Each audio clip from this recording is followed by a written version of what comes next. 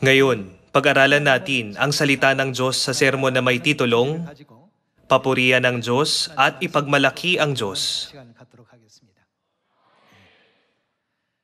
May kasabihan na, ang pangangaral ay para sa mga tao, ang panalangin ay para sa Diyos, at ang papuri ay kapwa para sa Diyos at sa mga tao. Kinabisado ko ito dahil tila isa itong napakagandang kasabihan. Hindi ba? Sinasabing ang pangangaral ay para ipahatid ang salita ng Diyos upang hanapin ang mga nagkasala sa langit. Ang panalangin ay para antigin ang puso ng Diyos. At ang papuri ay para pukawin kapwa ang puso ng Diyos at ng mga tao. Una nating tingnan sa Isaiah chapter 62 ang propesiyang Papurihan ang Diyos. Buksan natin ang Isaiah chapter 62. Sa chapter 62 verse 6, nasusulat na, Ako'y naglagay ng mga bantay sa iyong mga pader, O Jerusalem. Sila'y hindi tatahimik kailanman sa araw o sa gabi. Kayong mga umaalala sa Panginoon, huwag kayong magpahinga, at huwag ninyo siyang bigyan ng kapahingahan, hanggang sa maitatag niya, at gawing kapurihan ang Jerusalem sa daigdig. Ang Biblia ay nagpapatotoo na itatatag ng Diyos ang Jerusalem para makatanggap siya ng kaluwalhatian at papuri mula sa mundo. Kung gayon, ayon sa aklat ng Galatians, sino ang Jerusalem na tinutukoy? Tinuturo sa atin ng Biblia na ang Jerusalem ay tumutukoy sa ating ina. Ngayon, una nating alamin ang tungkol sa Diyos. Tignan natin ang Matthew chapter 6 verse 8. Sa Matthew chapter 6 verse 8, sinabi ni Jesus na, Huwag nga kayong tumulad sa kanila, sapagkat alam na, sino ang Diyos sa atin? Siya ay ating Ama. Ng inyong Ama ang mga bagay na inyong kinakailangan bago pa kayo humingi sa Kanya. Ang Diyos ay ang ating Ama. Verse 9. Manalangin nga kayo ng ganito, Ama naming nasa langit, sambahin nawa ang pangalan mo. Dumating nawa ang kaharian mo. Masunod nawa ang kalooban mo. Kung paano sa langit, gayon din naman sa lupa. Ang pangalan ng Diyos ay dapat nasambahin ng may paggalang. Dapat natin itong ipagmalaki at papurihan. Ano ang sinabi ni Jesus sa dapat na itawag sa Diyos pag nananalangin? Sinabi ni Jesus na, Ama namin. Ang bahaging ito ng bersikulo ay napakahalaga. Tingnan din natin ang Galatians chapter 4. Tingnan natin kung paano tinukoy ng Diyos ang ugnayan natin sa Kanya. Sa chapter 4, verse 26. Ngunit ang Jerusalem na nasa itaas, ibig sabihin sa langit, ay malaya na siyang, ating ina. Tunay na may makalangit na Ama at makalangit na Ina tayo. Sa ibang salita, makakapagbigay tayo ng papuri at luwalhati sa Diyos kung mayroon tayong matibay na pananampalataya sa Diyos Ama at Diyos Ina. Hindi ba? 2,000 taong nakalilipas, ninais ni Apostol Juan na makita ang babaeng ikakasal, ang asawa ng kordero. Pagkatapos, ipinakita sa kanya ng anghel ang banal na lungsod ng Jerusalem na bumababa mula sa langit. Ipinakita ng anghel ang Jerusalem bilang ang kumakatawan sa asawa ng kordero. Ninais ni Apostol Juan na makita ang realidad ng Jerusalem, pero hindi niya ito nakita. Paano naman tayo ngayon? Hindi ba natin siya nakikita? Pag pinag-isipan natin ito, maunawaan nating tunay tayong pinagpala. Gaano ka pinagpala na maging isa sa 12 alagad ni Jesus? Kahit si Apostol Juan, na nasa ganoong kahalagang posisyon ay hindi nagawang makita ang realidad ng Jerusalem. Pero nakakatanggap tayo ngayon ng ganitong biyaya. Kaya wag nating kalimutan kung gaano tayo pinagpala. Tingnan natin ang Genesis chapter 1 verse 26. Genesis chapter 1 verse 26. Sinabi ng Diyos, lalangin natin ang tao sa ating larawan, ayon sa ating wangis. Sinabi ng Diyos, lalangin natin ang tao. Pero ang ibang mga simbahan ay nagtuturo na iisa lang ang Diyos na lumikha sa sangkatauhan. Gayunman, dahil ipinapahayag sa Biblia, ang siyang lumikha sa tao bilang natin. Hindi ba malinaw na ang Diyos na may likha ay hindi iisa? Kung gayon, ayos lang ba na palitan natin ang kahit isang salita sa Biblia? Nasusulat sa Deuteronomy at Revelation na hindi natin dapat na baguhin kailanman ang kahit isang salita sa Biblia. Kaya maunawaan natin na ang salitang natin dito ay hindi pang-isahang ekspresyon. Sa ibang salita, makukumpirma natin na hindi iisa ang Diyos na lumikha sa sangkatauhan. Hindi ba? Pakiusap, tignan itong mabuti. Verse 27. Kaya't nilalang ng Diyos ang tao, ayon sa kanyang sariling larawan. Ayon sa larawan ng Diyos, siya nilalang, sila'y kanyang nilalang na, ano? Lalaki at babae. Sa kaninong larawan nalikha ang lalaki at babae? Sila ay nilalang sa larawan ng Diyos. Sa ibang salita, dahil hindi lang ang lalaking larawan ng Diyos ang mayroon, kundi mayroon ding babaeng larawan ng Diyos. Paano ito ipinahayag ng Diyos? Sinabi ng Diyos, lalangin natin ang tao. Ang lalaking larawan ng Diyos ay tinatawag na Diyos Ama. Kung gayon, paano natin dapat natawagin ang babaeng larawan ng Diyos? Dapat natin siyang tawaging Diyos Ina. Pag tiningnan natin ang Biblia nang nauunawaan ang pag-iral ng ating mga espiritual na magulang, ang Diyos Ama at Diyos Ina na lumikha sa sangkatauhan, lubusan nating maintindihan ang katotohanan. Naroon ang Diyos Ama na lalaki, pero sino pa ang naroon? Naroon ang Diyos Ina na babae. Dapat nating papurihan ang ating Ama. Ipagmalaki siya. Papurihan din ang kaluwalhatian ng ating Ina at magpasalamat sa Kanya. Dahil natanggap natin ang misyon ng bantay na ipagmalaki ang Jerusalem sa Isaiah chapter 62. Ano ang dapat nating gawin? Dapat nating ipagmalaki ang Jerusalem sa mundo. Tayo ang may dapat na labis na ipagmalaki. Noon, madalas na ipinagmamalaki ng mga anak ang tungkol sa mga magulang nila sa pagsasabing, "Uy, napakalakas ng tatay ko," o "Napakagwapo ng tatay ko." Kaugnay nito, dapat nating ipagmalaki ang ating Diyos. Mabuti ang maging mapagpigil sa sarili, pero kailangan nating magsalita para maipagmalaki ang Diyos. Laging ipinagkakaloob ng Diyos ang mga pagpapalang ito sa akin at sa aking pamilya. Laging pinagpapala ng Diyos ang aking unit, ang aking grupo at ang aming simbahan. Mayroon ba kayong ama na nagtuturo sa inyo na dapat niyong ipagdiwang ang Paskwa? Mayroon ba kayong ina na nagtuturo sa inyo ng bagong tipan? Hindi ba't nalaman natin ang araw ng Sabat sa pamamagitan ni na ama at ina? Dapat napapurihan ng lahat ng anak ng Zion ang Diyos at ipagmalaki ang Diyos.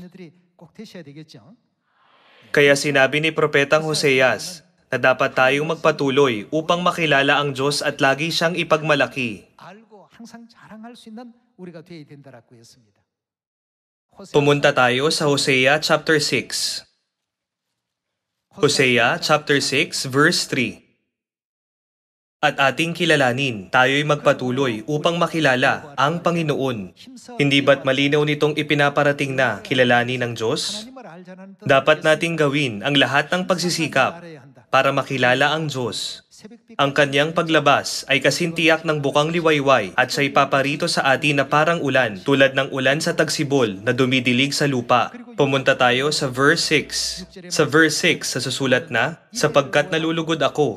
Sa ano? Sa katapatan, kaysa alay, ng pagkakilala sa Diyos, kaysa mga handog na sinusunog. Dito, tinuturuan tayo ng Diyos na kahit na mahalaga ang libo-libong pagsamba, sakripisyo, at panalangin, higit sa lahat, nais ko na magkaroon kayo ng tamang pagkilala sa Diyos. Kung gayon, marami bang simbahan ngayon ang nakakakilala sa Diyos? Pinaglilingkuran nila ang isang Diyos na umiiral tanging sa kanilang mga pag-iisip. Sa kabilang banda, hindi ba't sinasamba at pinupuri natin ngayon ang Diyos na siyang pinatototohanan ng Biblia? Ano ang batayan natin para masabi natin na ito ang ating Ama, ito ang ating Ina? Iyon ang kasulatan na nagpapatotoo tungkol sa akin. Si Jesus ay pumarito 2,000 taong nakalilipas at nilinaw niya ito. Kung walang patotoo sa Biblia, hindi natin ito kailangang paniwalaan. Pero kung may patotoo sa Biblia, hindi ba't dapat natin itong paniwalaan? Ano ang sinasabi sa Isaiah chapter 25? Ito'y ating Diyos, hinintay natin siya, at ililigtas niya tayo. May mga palatandaan para makilala natin ang totoong Diyos. Ang mga palatandaan ay ang nilumang alak at ang kapistahan kung saan lulunukin niya ang kamatayan magpakailanman. 2,700 taong nakalilipas, si Isaias ay nagpropesiya ng patungkol sa panahon ng Espiritu Santo.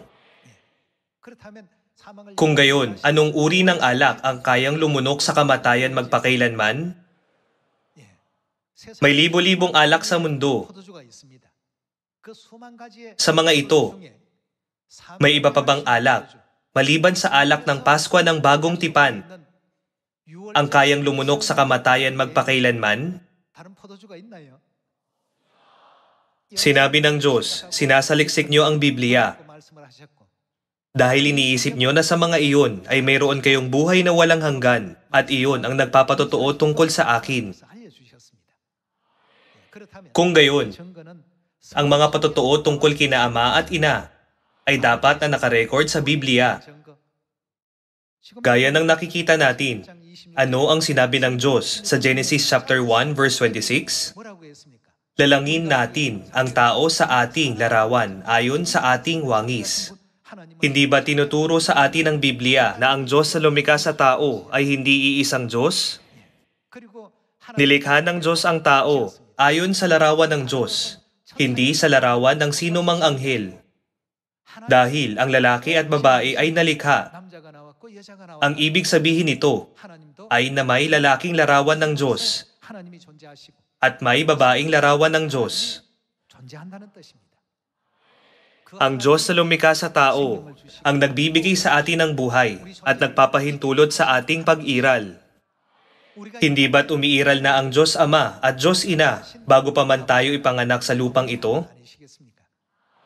Kaya tinuturo sa atin ng Biblia sa Galatians chapter 4 na mayroon tayong Diyos Ina at sa Matthew chapter 6 na mayroon tayong Diyos Ama. Dapat tayong magbigay ng walang hanggang pasasalamat, luwalhati at papuri sa makalangit na Ama at Ina na mga tagapaglikha. Ito ay dahil ayon sa Isaiah chapter 53, ang makalangit na Ama ay pinahirapan, nasugatan, at hinagupit dahil sa ating mga pagsuway. Ipinapakita sa atin ng Isaiah chapter 50 na ang lahat ng kirot na tiniis ng makalangit na Ina ay dahil sa mga pagsuway ng kanyang mga anak. Hindi ba? Kaya ano ang tinuturo sa atin ng Biblia? Magpasalamat sa Diyos, magbigay ng papuri sa Diyos, at magbigay ng luwalhati sa Diyos. Paulit-ulit na nirecord ng Biblia ang mga salitang ito. Kung gayon, saan nananahan ng Diyos? Sino ang Diyos na dapat nating papurihan at ipagmalaki? Buksan natin ang Isaiah chapter 33. Isaiah chapter 33, verse 20. Narito ang Zion, ang lunsod ng ating mga takdang kapistahan. Makikita ng iyong mga mata ang Jerusalem, isang tahimik na tahanan, isang tolda na hindi makikilos, na ang mga tulos ay hindi mabubunot kailanman o mapapatid man ang alinman sa mga tali niyon, kundi doon. Saan ang lugar na ito? Sa Zion. Ang kamahalan ng Panginoon, ng Diyos, ay maglalagay para sa atin. Ang Diyos ay mananahang kasama natin sa Zion. Isang dako na maluluwang na ilog at batis na hindi daraanan ng mga daong na may mga gaod o daraanan man ng malalaking sasakyang dagat.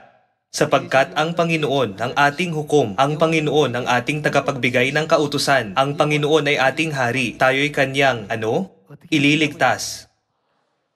Ipinapakita sa atin ng Biblia na tayong lahat ay sasagipin ng Diyos mula sa kasalanan, kamatayan at impyerno. Ililigtas tayo ng Diyos. Pumunta tayo sa verse 24. At walang mamamayan na magsasabi, ako'y may karamdaman. Ang bayang tumatahan doon ay patatawarin sa kanilang kasalanan. Sa ibang salita, anong uri ng biyaya ang matatanggap ng mga nananahan sa Zion? Ang kanilang mga kasalanan ay mapapatawad. Sino ang nangangailangan ng kapatawaran ng mga kasalanan? Ang mga makasalanan. Kung walang kasalanan, ang salitang kapatawaran sa Biblia ay magiging walang kabuluhan. Dahil nagkasala tayo, ang katagang kapatawaran ng mga kasalanan ay na-record sa Biblia. Ayon sa verse 24, anong biyaya ang ipinagkakaloob ng Diyos sa mga nananahan sa Zion? Ito ay ang kapatawaran ng mga kasalanan. Kaya ano ang sinabi ng Diyos sa Jeremiah chapter 4? Magsitakas kayo patungo sa Zion nang hindi nagsisitigil. Hindi ba tinuturo sa atin ng Diyos na pumunta sa Zion nang hindi nagsisitigil? Tingnan natin ang Jeremiah chapter 31. Jeremiah chapter 31, verse 31. Narito, ang mga araw ay dumarating, sabi ng Panginoon, na ako'y gagawa ng ng panibagong tipan sa sambahayan ng Israel at sa sambahayan ng Juda. Kung gayon, ano ang nais ng Diyos na nagtatag ng bagong tipan sa Zion? Nais ng Diyos na siya ay ating papurihan, ipagmalaki at sambahin. Alinsunod sa mga propesiya sa Biblia, ang Diyos na dapat nating ipagmalaki at papurihan ay ang Diyos na nananahan sa Zion at nagpapahayag ng bagong tipan. Sinasabi ng Diyos, ako'y gagawa ng panibagong tipan. Walang makakagawa ng gawaing ito maliban sa Diyos. Kung gayon, sino ang nagpanumbalik ng bagong tipan na naalis at nag-aakay sa mga anak tungo sa Zion? Hindi ba sila ang Diyos Ama at Diyos Ina, ang Espiritu at ang babaeng ikakasal? Hindi ba't ito ang dahilan kung bakit sa Revelation chapter 22 verse 17, ang Espiritu at ang babaeng ikakasal ay nagsasabing, halika? Tinatawag ng Diyos ang buong sangkatauhan at ginagabayan sila tungo sa kapatawaran ng mga kasalanan, tungo sa buhay na walang hanggan at tungo sa kaharian ng langit. Kung gayon, paano tayo dapat na tumugon? Dapat nating papurihan ng Diyos, magpasalamat sa Kanya, at ipagmalaki siya sa mundo. Tinatag ng aming Ama ang bagong tipan. Mayroon ba kayong Sabat o Paskwa? Wala, hindi ba? Mayroon kami nito pareho. Tinatag ng aming Ama ang bagong tipan, at ang aming Ina ang realidad nito. Kaya matapat namin itong sinusunod. Paano kayo makakapasok sa kaharian ng langit kung wala kayong bagong tipan na tinatag ng Diyos? Sa ganitong paraan, dapat nating ipagmalaki sina Ama at Ina. Ang Diyos ay hindi kailanman nagsasabi ng mga bagay na walang kabuluhan, hindi ba? Noong sinabihan ng Diyos si Noe na gumawa ng daong, hindi magawang maniwala ng mga tao na ang lupa ay dadagsain ng baha.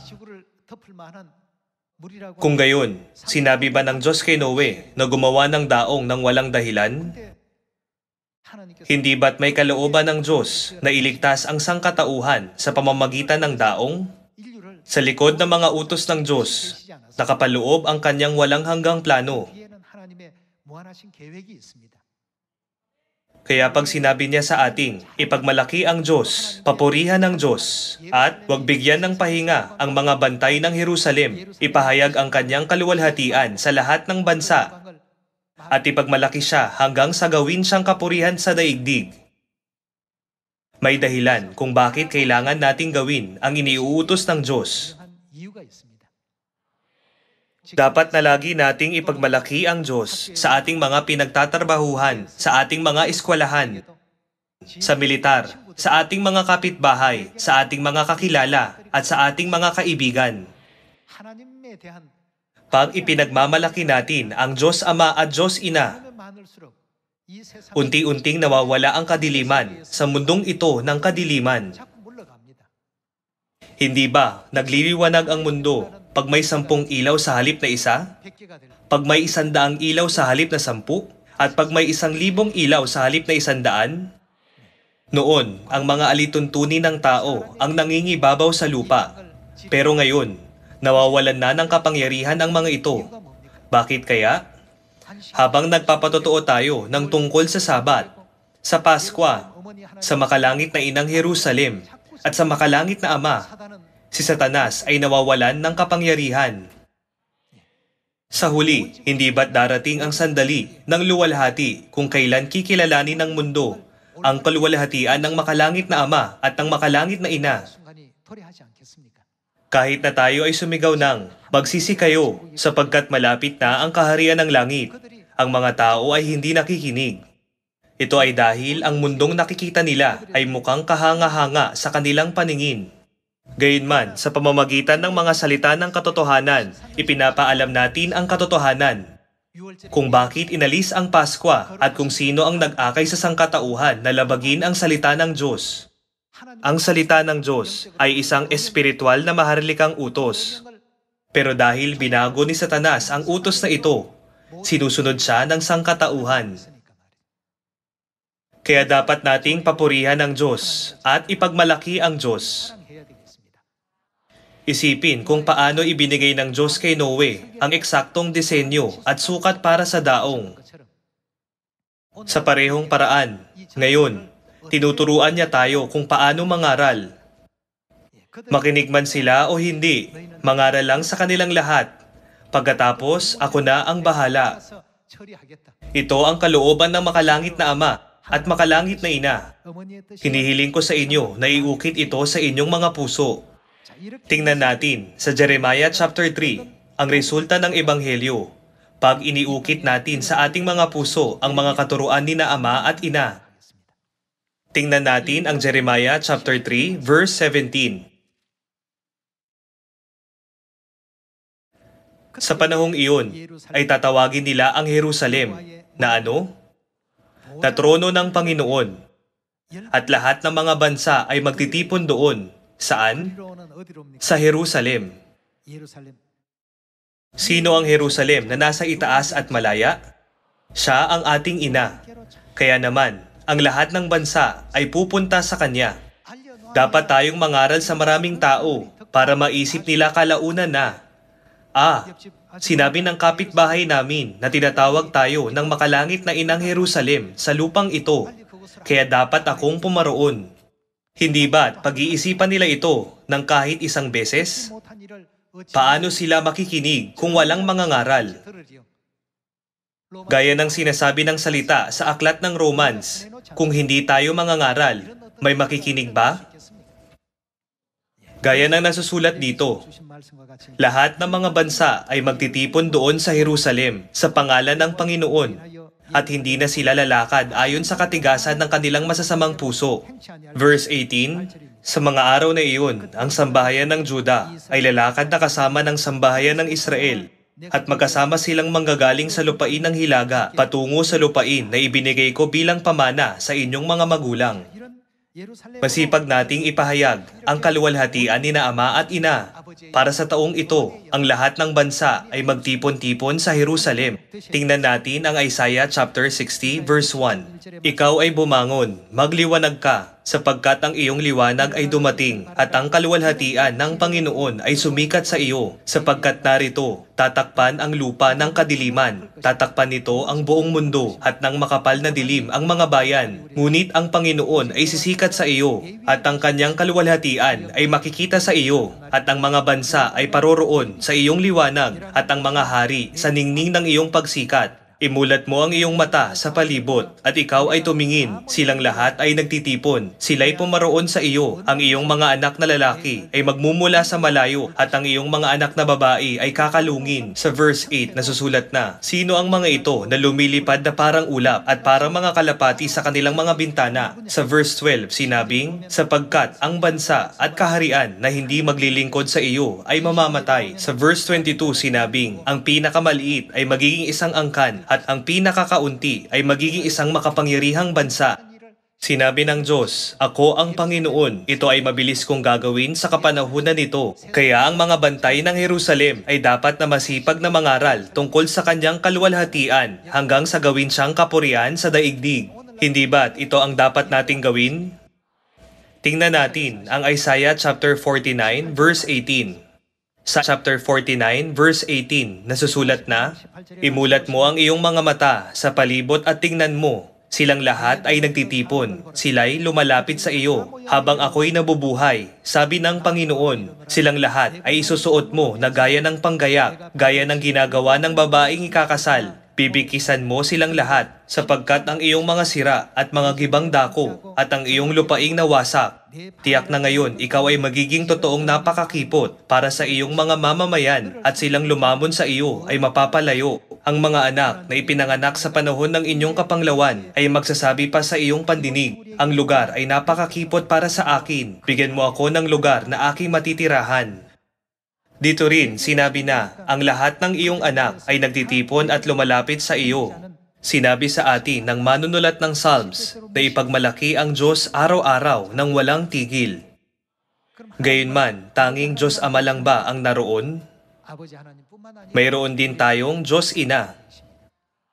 Dapat nating ipagmalaki sina Ama at Ina. Binibigyang diin ng Biblia na dapat nating ipagmalaki ang Diyos. Ngayon, sa pamamagitan ng sabat na ito, ipagmalaki natin sina Ama at Ina na mga tagapaglikha. Para sa lahat ng anak ng Zion, ang katotohanan na mayroon tayong Diyos Ama at Diyos Ina ay ang pinakamahalagang katotohanan. Kung hindi lalapit ang buong sangkatauhan sa espiritu at sa babaeng ikakasal, hindi sila makakatanggap ng tubig ng buhay. Kung wala silang tubig ng buhay, hindi sila magkakaroon ng buhay na walang hanggan. Kung wala silang buhay na walang hanggan, hindi sila magkakaroon ng kapatawaran ng mga kasalanan. Kung wala silang kapatawaran ng mga kasalanan, hindi sila makakapasok sa kaharian ng langit. Kaya tayo ay tunay na pinagpala. Lubos tayong nagpapasalamat para sa biyaya ni na Ama at Ina na nagkaloob sa atin ng Sabat at ng bagong tipan.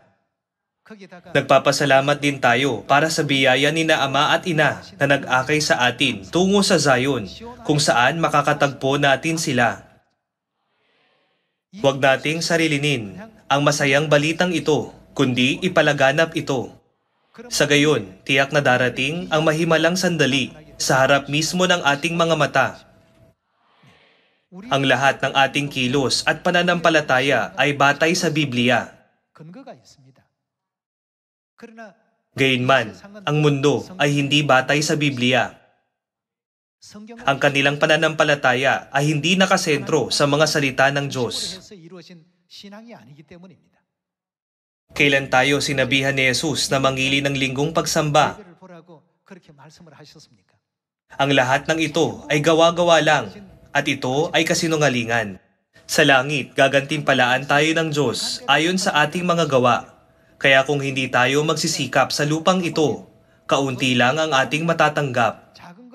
Kaya dapat tayong magsikap na mag-impok ng maraming pagpapala para sa kaharian ng langit. Habang nag-aalay ng mga pang-umagang panalangin, biglang sumagi sa isip ko ang ganitong bagay. Umaasang makakapagbigay kayo ng luwalhati at pasasalamat kay Ama hanggang sa ninanais ng inyong mga puso sa pamamagitan ng banal na araw na ito ng Sabat. Nais kong tapusin ang sermon ngayon. Maraming salamat.